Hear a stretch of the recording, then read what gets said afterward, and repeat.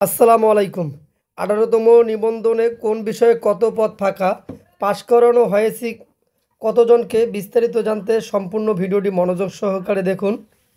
লিখিত পরীক্ষায় উত্তীর্ণ হলেও 18তম শিক্ষক নিবন্ধনের চূড়ান্ত ফল থেকে বাদ পড়েছেন 20,000-এরও বেশি প্রার্থী। এ ফলাফল পুনর্মূল্যায়নের দাবি জানিয়েছেন ফেল করা প্রার্থীরা।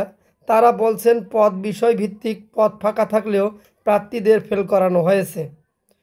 পদ ফাঁকা থাকলেও প্রার্থীদের ফেল করানোর বিষয়টি সামনে এনেছে এনটিআরসি এর সংগৃহীত শূন্য পদের তথ্য বিশ্লেষণে। প্রাপ্ত তথ্য অনুযায়ী ভৌতবিজ্ঞানে পদ ফাঁকা রয়েছে 13,097টি। এ পদে ভাইবা অংশগ্রহণ করেছিলেন 4,000-এর বেশি প্রার্থী, আর উত্তীর্ণ করা হয়েছে 2,712 জনকে। সহকারী মৌলভিতে আরবি সারা দেশে পদ ফাঁকা আছে প্রায় 9,500। 18তম নিবন্ধনে এ বিষয়ে লিখিত পরীক্ষায় উত্তীর্ণ হয়েছেন 5,531 জন। মৌখিক পরীক্ষায় অংশগ্রহণ করেছিলেন 5,522 জন। চূড়ান্তভাবে উত্তীর্ণ হয়েছেন 4,399 জন, আর ফেল আসছে 1123 জনের। গ্রন্থাগার ও তত্ত্ববিজ্ঞান প্রভাষক, মাদ্রাসা ও কারিগরি মোট পদ সংখ্যা 5,700-র বেশি। এ পদগুলোতে ভাইবা প্রার্থী ছিলেন 1,233 জন, আর পাশ করানো হয়েছে 852 জন, ফেল করানো হয়েছে 381 জনকে। ইবতেদায়ী মৌলভিতে 8,000-এর বেশি পদ ফাঁকা রয়েছে।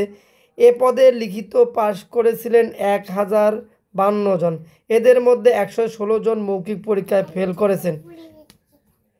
শারীরিক শিক্ষা বিষয়ে সারা দেশের প্রতিষ্ঠানে 5,000-এর বেশি পদ ফাঁকা রয়েছে। এ পদে 18তম নিবন্ধনে ভাইবা অংশগ্রহণ করেছিলেন 2,641 জন।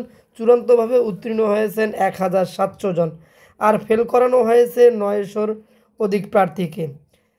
জানতে চাইলে এনটিআরসির ভারপ্রাপ্ত চেয়ারম্যান মোহাম্মদ নূরে আলম সিদ্দিকী বলেন, 18তম শিক্ষক নিবন্ধনের মৌখিক পরীক্ষায় মূল ভূমিকা পালন করেছেন এক্সটার্নাল, অর্থাৎ বাহির থেকে যারা পরীক্ষা নিতে এসেছিলেন তারা। প্রার্থীদের পাস ফেল অনেকটা তারাই নির্ধারণ করেছেন। মৌখিক পরীক্ষা এবার তুলনামূলক কঠিন হওয়ায় ফেলের সংখ্যা কিছুটা বেশি। যদি আপনাদের ভিডিওটি ভালো লেগে থাকে তাহলে অবশ্যই আমাদের চ্যানেলটি সাবস্ক্রাইব করে পাশে থাকা বেল বাটনটি অন করে রাখবেন পরবর্তী ভিডিওর জন্য।